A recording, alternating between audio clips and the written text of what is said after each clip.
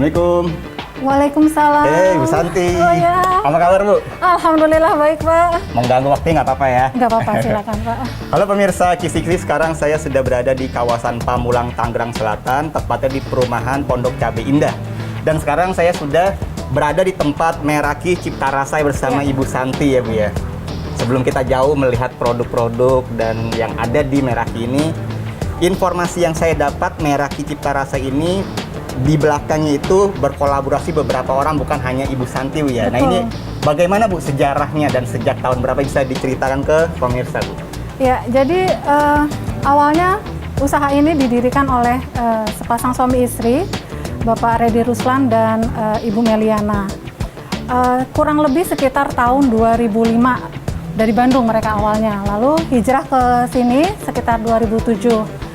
Puncaknya itu tahun 2009 beliau tuh bisa memproduksi kurang lebih 17.000 keping cireng setiap hari. Jadi malam mereka produksi, pagi distributor sudah mengambil gitu ya. Sayangnya pada saat mulai memasuki pandemi dan sekolah tutup, mereka betul-betul mengalami penurunan nih Pak, karena nggak punya mau disalurkan kemana nih distribusinya gitu produk-produknya. Akhirnya sekitar tahun 2020 baru saya join dalam perusahaan ini gitu. Gitu. Jadi kalau tadinya Teh Meli dan Kang Reddy itu hanya fokus ke produksi, begitu saya terlibat di sini, saya mulai memikirkan untuk membuat legalitasnya, mengurus halal, sertifikasinya ya halal, PIRT. Alhamdulillah sekarang kita juga sudah GMP nih Pak. GMP itu Good Manufacturing Practices atau yang disebut juga CPPOB, cara produksi pangan olahan yang baik. Dan itu alhamdulillah difasilitasi oleh Indak. Dan halal kita juga difasilitasi oleh Dinkop Pak. Jadi kami sangat terbantukan oleh pemerintah ya dalam hal ini. Jadi luar biasa deh kita bisa mengalami itu semua gitu. Alhamdulillah ya.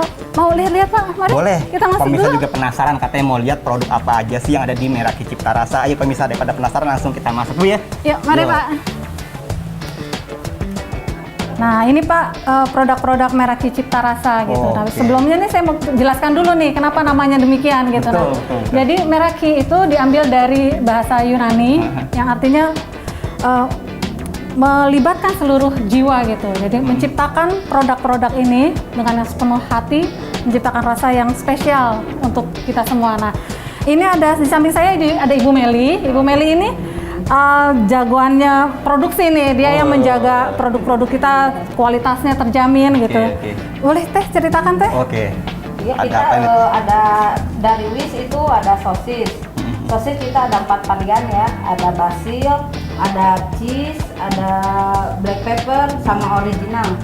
Iya. Basil itu apa? Ini apa pembedanya apa dari sisi rasa? Iya, kalau basil itu rasa rempah-rempah herbs dari Yunani, dari Italia gitu. Iya. Kalau black pepper itu lada hitam. Coba deh, penasaran saya. Lumayan besar juga ya ukurannya ya. Iya, kita premium Pak soalnya Pak. Nih, sosis premium kita. Tuh, lumayan besar ya.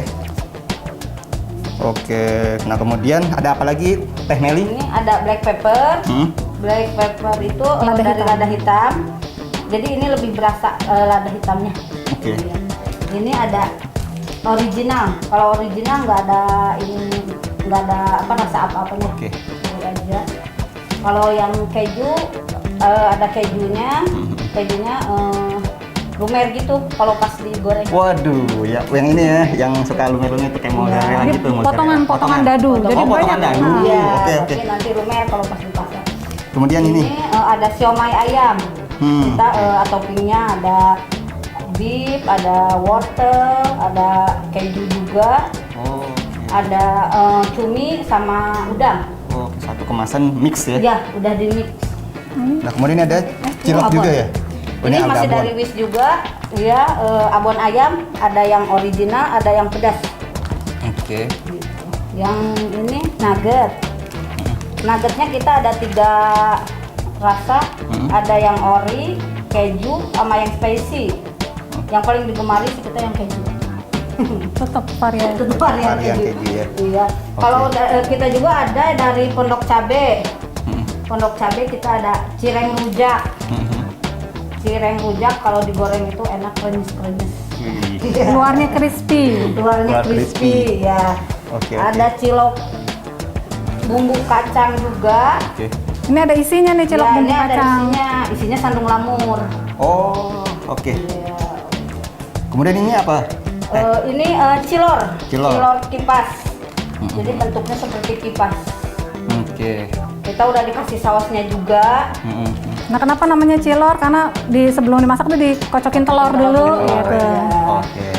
Nah, kemudian ini ada juga Ini dulu, sambal. ini dulu Apa? nih. Oh, ini dulu ya benar. Masih percirangan ini Pak. Ya. Percirangan, dunia percirangan dulu Ada ya. cireng mercon. Cireng mercon itu rasa ayam, tapi dia lebih pedas Oh. dari ayam biasa. Ini Kalau ini cireng crispy ada 5 rasa ya. Ada bakso, ada ayam, ada kornet, keju, sama pizza. terus sama ini. Sama itu. Iya. Ini ada bakso aci kita udah ada jeruk sambelnya, ada sambelnya juga, ada bumbu instannya juga. Oke. Yang terakhir kita ada sambal ya, ada sambal merah jambal, ada sambal pucung, sambal hitam pucung, sama sambal hijau ikan jamrong. Ikan jamrong. Oke. Ini menarik ya, banyak pemirsa ya jenis-jenisnya di sini Ada juga. 20 Pak. Ada 20 totalnya. 20, ya. Dan di sini juga saya lihat sebenarnya ada apa ya? Disebutnya 2 klasifikasi ya, ada based on ini frozen dan ini kan bukan frozen ya. Iya. Ya, jadi sebenarnya ada 2 juga Pak turunannya di Meraki Cipta Rasa itu. Ada 2 brand. Wis ini yang olahan ayam. Oke. Pondok Cabe ini yang makanan tradisional ya, ada yang olahan tepung kebanyakan, yang aci-aci itu, dan sambal gitu. Oke. Nah, secara jenis produknya itu ada yang frozen dan ada yang kering memang. Ada yang kering gitu ya. Oke, tadi kan juga mungkin ada yang pondok cabe. Nah, bagusnya dijelaskan ya. Kebetulan kan emang tempatnya di Pondok Cabe, Pondok cabe ya. gitu. Oke, dari sekian banyak produk tentunya kan kita juga mau tahu nih di balik ya dapurnya gimana kan, seperti apa. Kita ajak pemirsa untuk melihat dapur dari Pak. Meraki Ya, Cipta Rasa ya. Kita lihat produksinya ya Pak ya. Oke, ya pemirsa ya.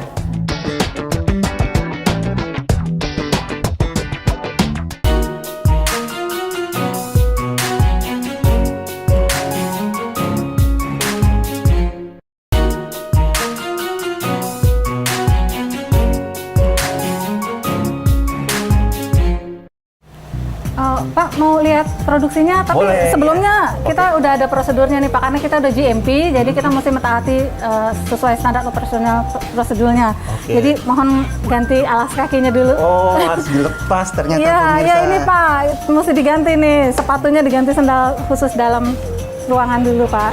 Oke.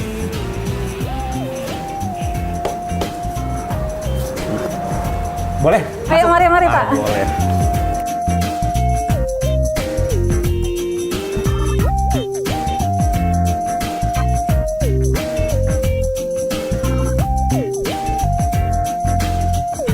Nah ini Pak gudang kita. Jadi nanti kalau ada bahan baku masuk, kita catat, kita cek dulu kelengkapannya apakah sesuai dengan yang kita order secara bentuk, kualitasnya gitu ya.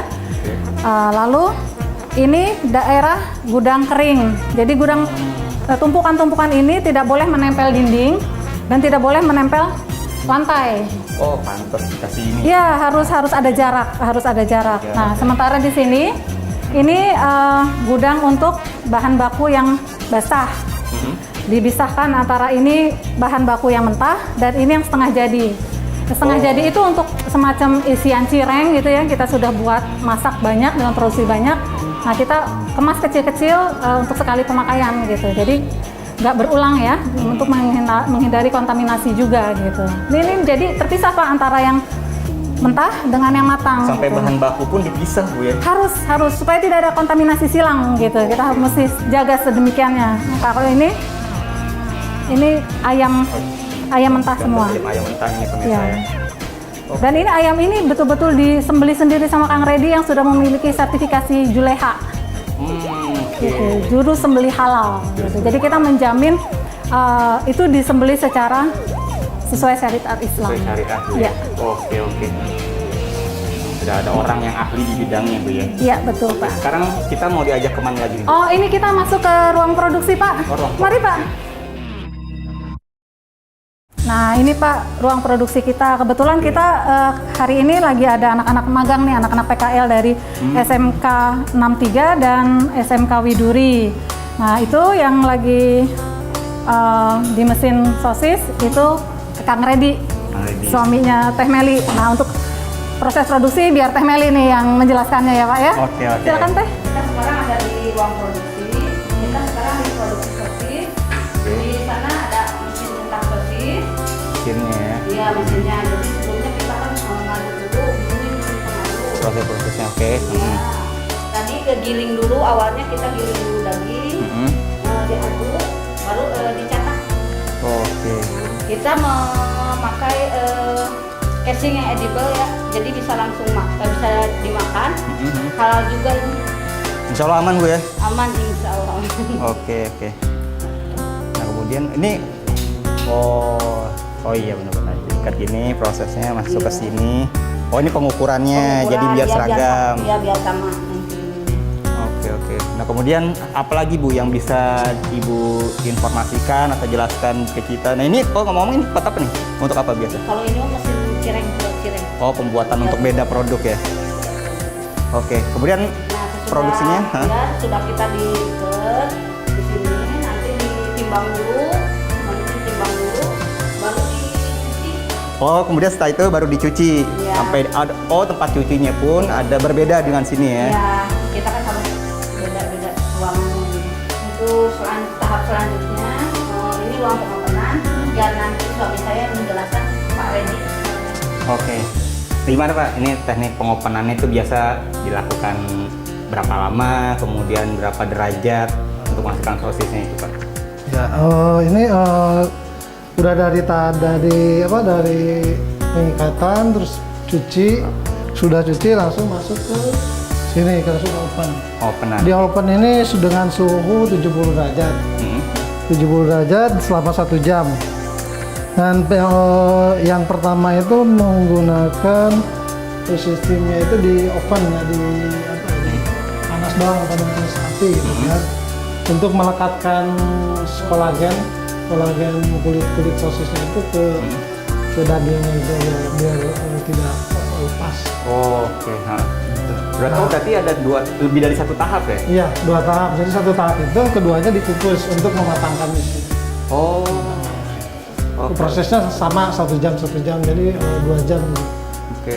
Itu untuk proses pertama sama ke proses kedua itu bisa langsung atau nunggu jeda berapa lama dulu? Bisa langsung.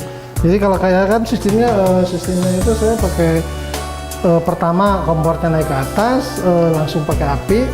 Terus yang keduanya itu kukus. Jadi kompornya di bawah, di atasnya air. Panci air. Jadi biar mengukus. Ngukus gitu ya? Iya. Oke. Nah ini mungkin udah siap ya? Ini udah siap. Nih suhunya juga udah agak turun. Kita buka aja. Boleh Pak, dibuka. Mau tahu juga kan?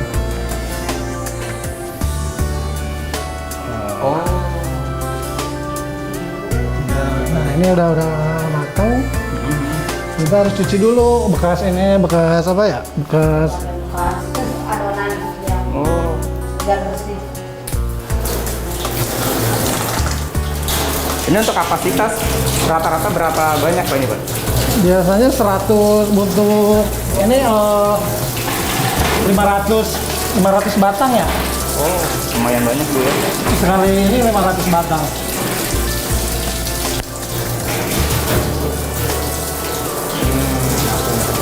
Jadi benar-benar ini ya menjaga kebersihannya juga benar harus diperhatikan di setiap prosesnya. Oke, kan untuk tekniknya ini kan apa kayak dikukus pakai air gini ya? Ya, jadi pakai air kan awalnya itu nggak ada airnya, kompor biasa aja. Biasa. Nah, sudah itu 1 jam, baru diganti sama Oke. air.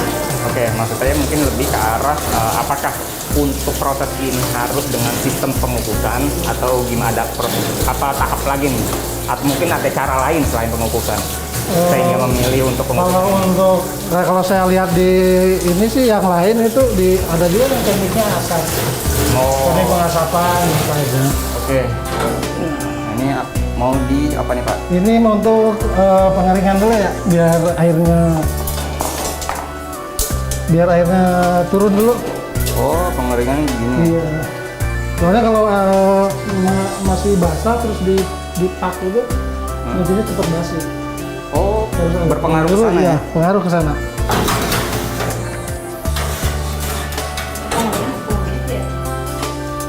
Pengeringan ya 10, 15.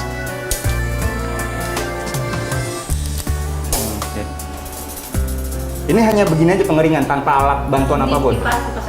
Oh, pakai kipas ya. Ya, sebenarnya saya penasaran sih, ini kan ada pengikatan ya, Iya. di ujung antara di ujung ya.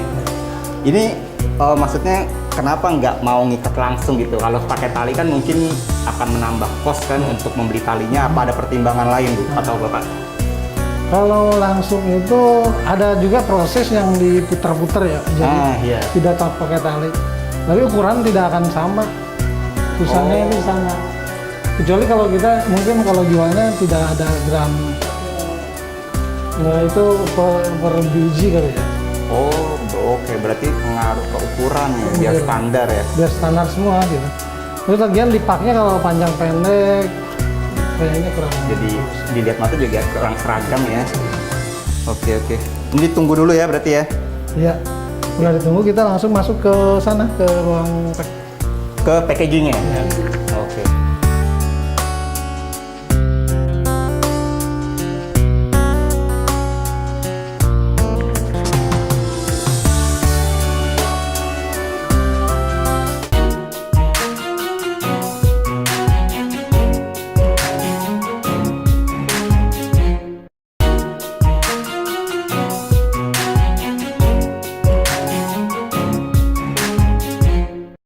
Oke, Bu Santi dan Teh Meli, kita juga makasih nih tadi diajak ke dapurnya kan, ruang produksi ternyata memang sudah memiliki SOP tersendiri, struktur tempatnya.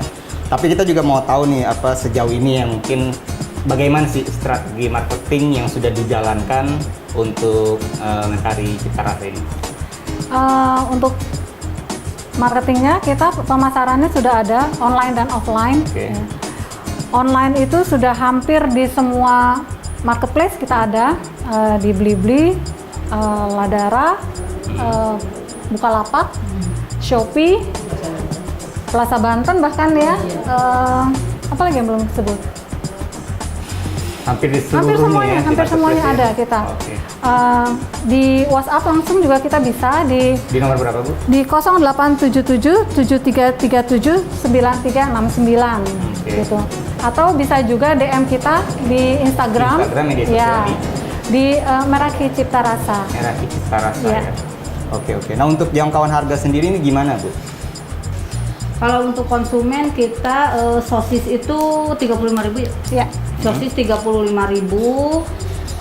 rujak cireng 12.000, siomay ayam 18.000, nugget 35.000.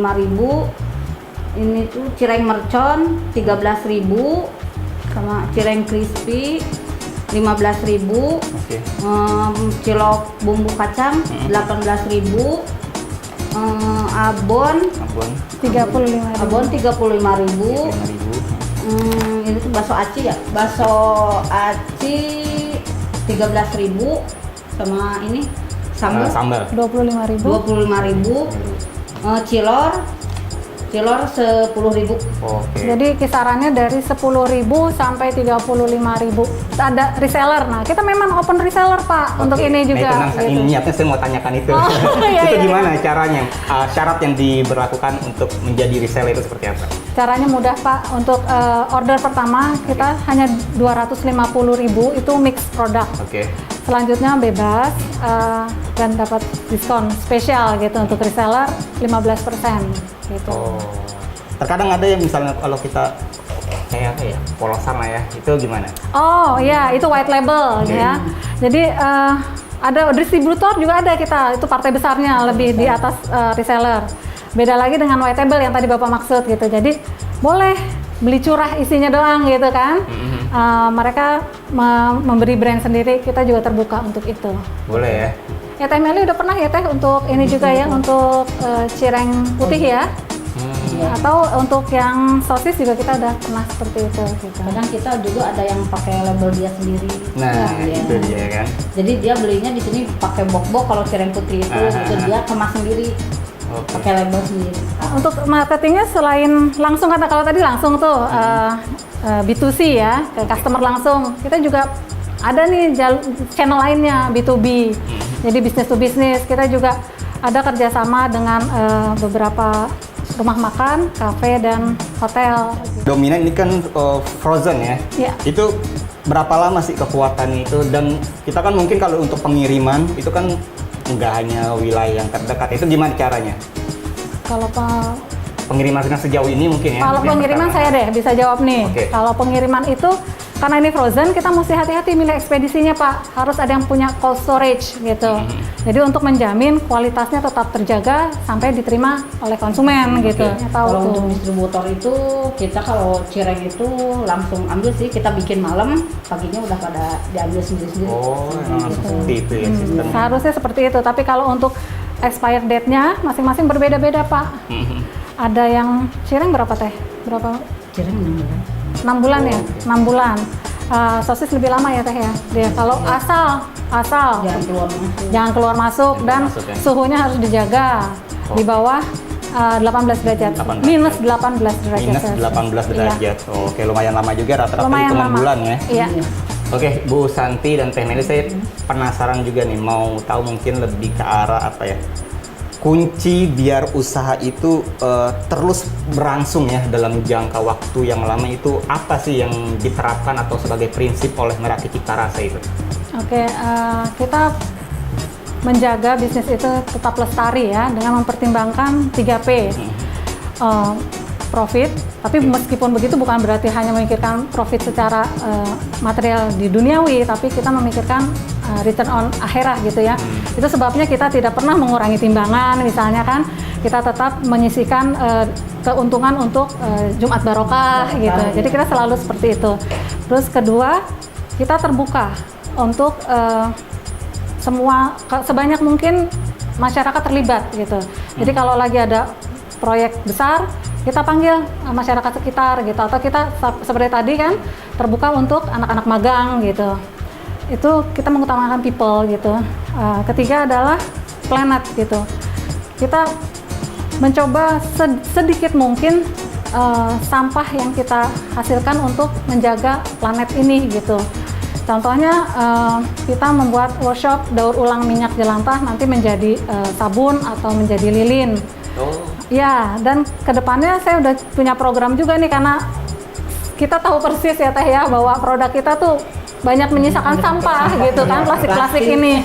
Dan kita bertanggung jawab untuk itu gitu. Jadi kita nanti kedepannya mau bikin program cashback gitu. Jadi pelanggan bisa mengembalikan sampah itu ke kami, dan kami olah sampah itu menjadi dicacah-cacah gitu, dipanaskan, jadi lempengan plastik yang itu berguna untuk banyak hal. Jadi kita bisa manfaatkan itu gitu. Sebisa mungkin zero waste gitu. Jadi itu Pak, 3 hal penting yang insya Allah akan menjadikan bisnis ini terus berkelanjutan. Oh, luar biasa pemirsa, sampai hal sedetail, maksudnya untuk sampah-sampah ini pun sudah dipikirkan ya, itu gimana caranya biar enggak ya membuat rusak bumi dan sejenisnya ya. Mau tahu juga nih untuk mungkin lebih ke arah rencana ya atau harapan ke depan ya. Kedepannya kita pengen ini lebih besar lagi pasti distribusinya gitu. Insya Allah bisa ekspor bahkan gitu, atau kita bisa meningkatkan kuantitas dengan mengganti mesin-mesin. Tadi kan manual sekali tuh Pak. Ya, jadi kita pengennya tuh mungkin ada dana hibah atau mengajukan ke investor gitu untuk upgrading ininya, mesin-mesinnya Pak gitu. Oke. Dari Teh Meli mungkin ada sudut pandang lain, ada Mungkin tambahan? kita ke depan juga ada sosis yang itu ya, mau bikin sosis yang curah. Ya, jadi yang untuk lower kelasnya gitu, yang lebih ekonomis Karena gitu. kita masih ada permintaan hotel-hotel juga gitu. Nah intinya lah kita tetap terus berinovasi nih Pak. Jadi Cireng juga kita ada satu produk yang lagi kita kembangkan lagi nih. Oh, oke. Gitu, masih rahasia ya. Apa tuh? Masih rahasia ya? Nggak kita bocorin sedikit deh. Jadi kalau selama ini kan basah nih, kita mau bikin yang kering gitu ya. Jadi kita benar-benar terus berinovasi mengembangkan produk-produk ini Pak. Nggak berhenti seperti itu ya. Insya Allah. Oke. Bu Santi dan Teh Meli, saya dan tim Kisi-Kisi mengucapkan terima kasih banyak sudah diluangkan waktunya untuk berkunjung ke Meraki Cipta Rasa ya. Melihat tempat produksinya juga. Semoga usahanya ini semakin lancar ya. Sukses, berkembang terus dan tentunya inovasi-inovasi yang ingin dicapai itu Allah permudah semuanya. Amin. Nah demikian pemirsa Kisi-Kisi liputan saya bersama tim-tim hebat yang dikenal dengan Meraki Cipta Rasa ya. Semoga liputan ini menjadi inspirasi untuk kita semua. Akhir kata, saya Rabe mohon undur diri dari hadapan Anda. Terima kasih dan sampai jumpa.